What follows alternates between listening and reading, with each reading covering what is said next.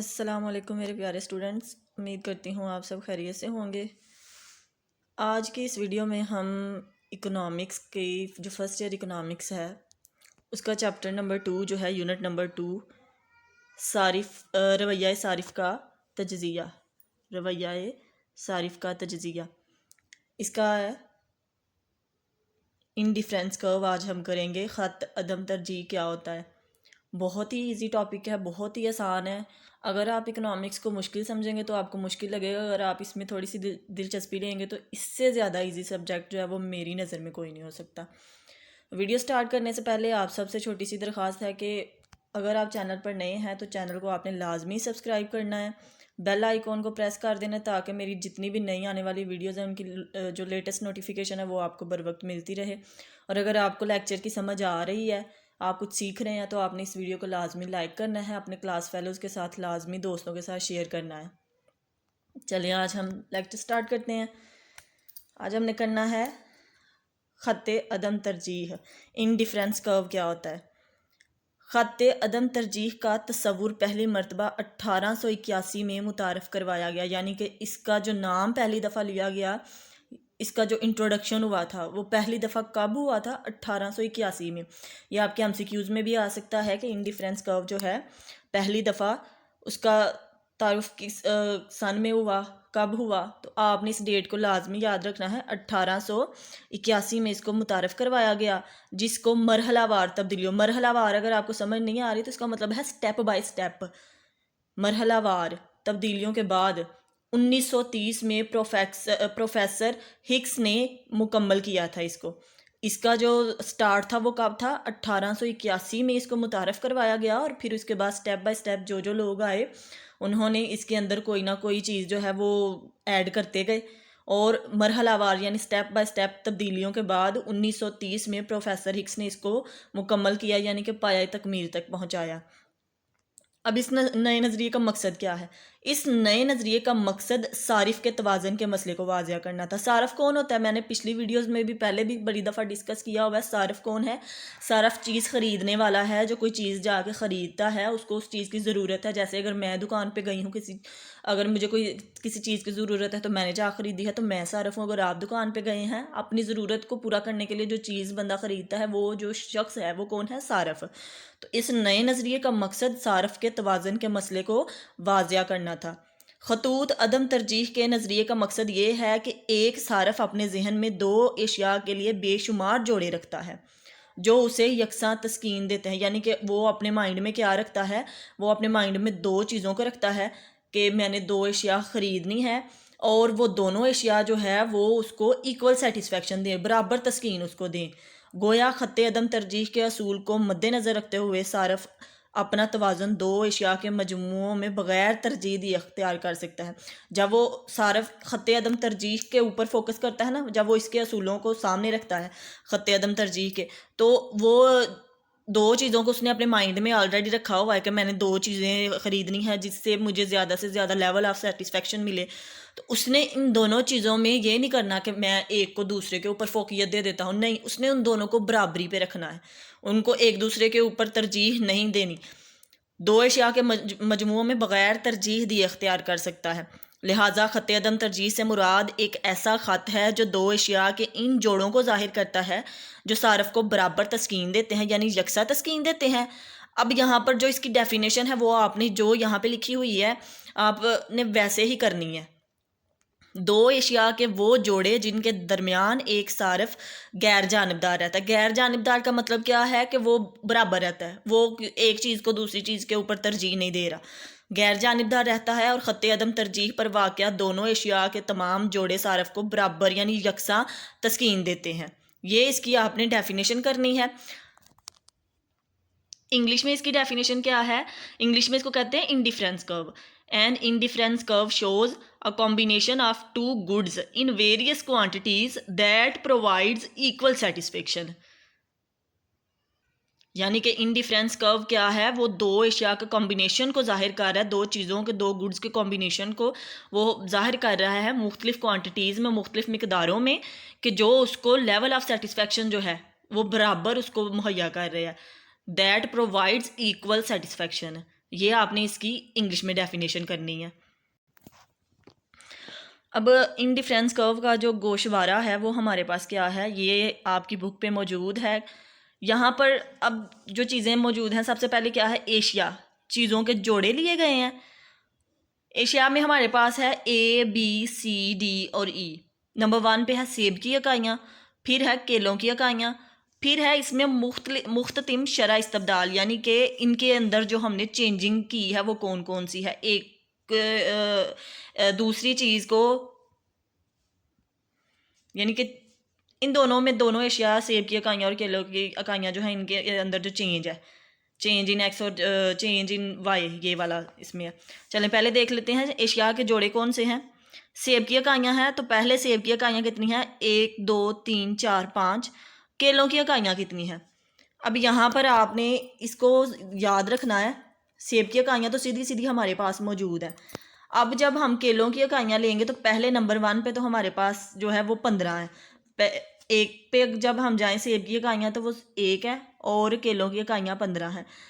अब इनमें अभी कोई चेंज नहीं है क्योंकि ये यहाँ पे स्टार्ट हो रहा है, इनमें किसी किस्म का कोई तब्दीली नहीं है क्योंकि अभी ये शुरू है।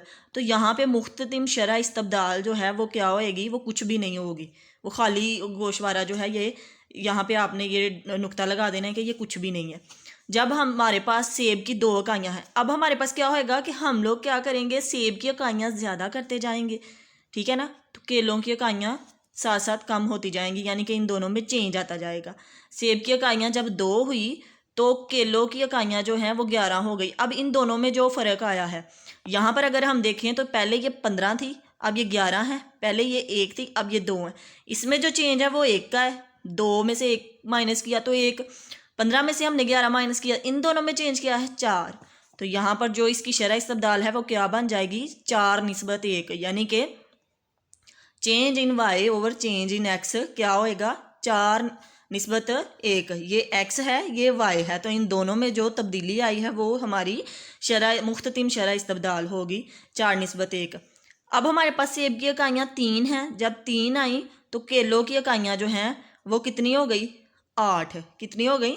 तो यहाँ पर हम देखें तो यहाँ पर भी हमारे पास जो, ये ज़रूरी नहीं है कि आपने ये वाला ही करना है, आप इसको खुद से भी कर सकते हैं। आपने सेब की इकाइयाँ ऐसे ही रखनी है 1 से लेके 5 तक, फिर आप इसमें जितना चेंजिंग करना चाहते हैं, यहाँ पर अगर आप 3 का भी रखना चाहते हैं तो आपने 3 का रखना है, लेकिन फिर जो आपने चेंज किया होगा उसके मुताबिक आपने जो आपका ये बनाना है ना, इसका डायग्राम बनानी है, इस डायग्राम में भी फिर वो चेंजिंग करनी पड़ेगी, ठीक है ना। ये ज़रूरी नहीं है कि आपने इसी को याद करना है, आप खुद से भी कर सकते हो, लेकिन अगर आपने खुद से करना है तो आपने इसकी चेंजिंग भी लाजमी करनी है। मैं फ़िलहाल यही करवा रही हूँ, जो इस तरीके से हम करेंगे, फिर आप आगे मज़ीद जब हम ये करेंगे तो आपको पता चल जाएगा कि यहाँ पर जो चेंजिंग आप करेंगे वो यहाँ पर भी आपसे हो जाएगी।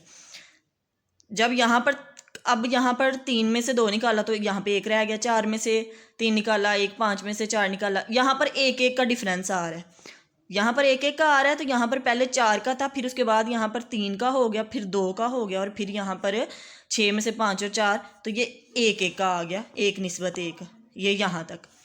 अब ये है हमारी डायाग्राम। डायाग्राम में हमारे पास है, एक है एक्स एक्सिस, दूसरा है वाई एक्सिस। एक्स एक्सिस के ऊपर हमारे पास सेब की इकाइयाँ हैं, वाई एक्सिस के ऊपर हमारे पास केलों की इकाइयाँ हैं, और इनमें जो डिफरेंस अभी मैंने ऊपर बताया है वही है कि change in X over change in Y, या change in Y over change in X, यानी कि एक्स में और वाई में जो चेंज है। तो एक्स हमारे पास क्या है, सेब की इकाइयाँ, वाई हमारे पास क्या है, केलों की इकाइयाँ।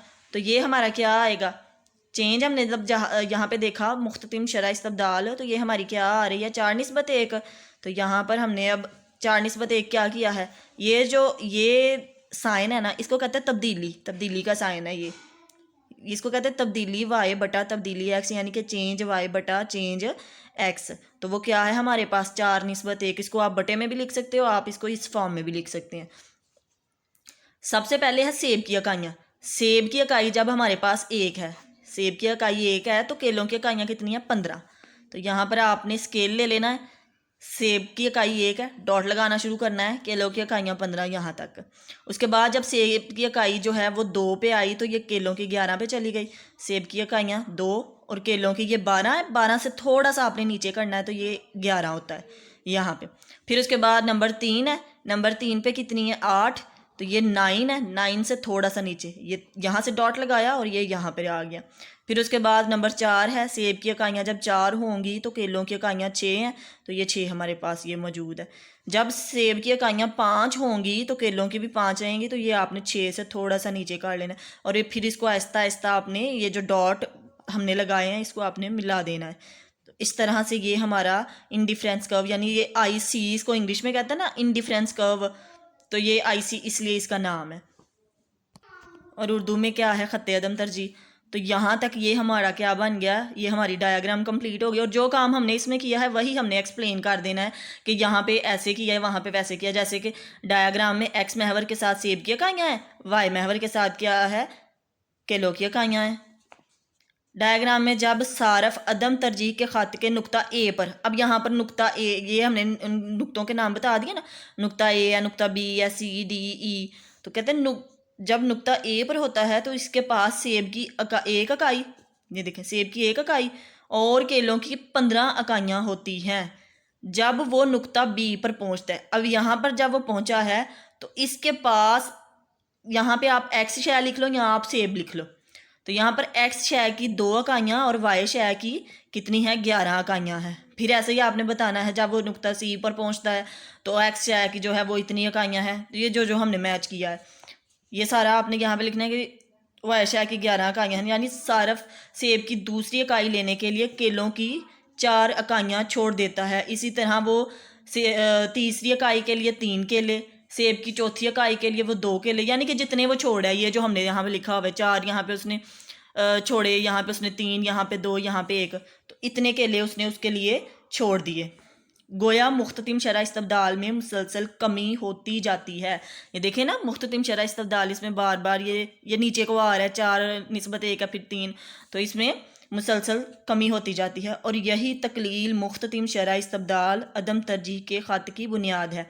अगर हम ABCD, ये जो नुकात हैं ABCD, इनको आपस में मिला दें तो कौन सा ख़त हासिल होगा, ख़त अदम तरजीह हासिल होता है। इस ख़त पर तमाम नुकात जो है वो सारफ को यकसा तस्कीन देते हैं, यानी कि बराबर तस्कीन दे रहे हैं, सेटिस्फेक्शन उसकी बराबर है, इक्वल है। मार्जिनल रेट ऑफ सब्सटीट्यूशन क्या होता है, मुख्ततिम शरह इस्तबदाल। 2 अशिया के दरमियान तबादले की शरह को मुख्ततिम शरह इस्तबदाल कहते हैं। जो हमने अभी तबादला किया है कि हमने सेब की इकाइयाँ जो हैं वो अगर 2 की हैं तो केलों की इकाइयाँ हमारी 11 हो गई हैं, तो 2 अशिया के दरमियान तबादले की शरह को क्या कहते हैं, मुख्ततिम शरह इस्तबदाल। यानी X शय की किसी एक मजीद इकाई को हासिल करने के लिए Y शय की इकाई को छोड़ना पड़े, इन्हें मुख्ततिम शरह इस्तबदाल कहते हैं। ऐसे कि हमने किया ना, हमने इसकी अगर ज़्यादा इकाइयाँ की हैं, सेब अगर हमें ज़्यादा चाहिए तो एक इकाई इसकी हासिल करने के लिए दूसरे की हमें इकाई को छोड़ना पड़ा है।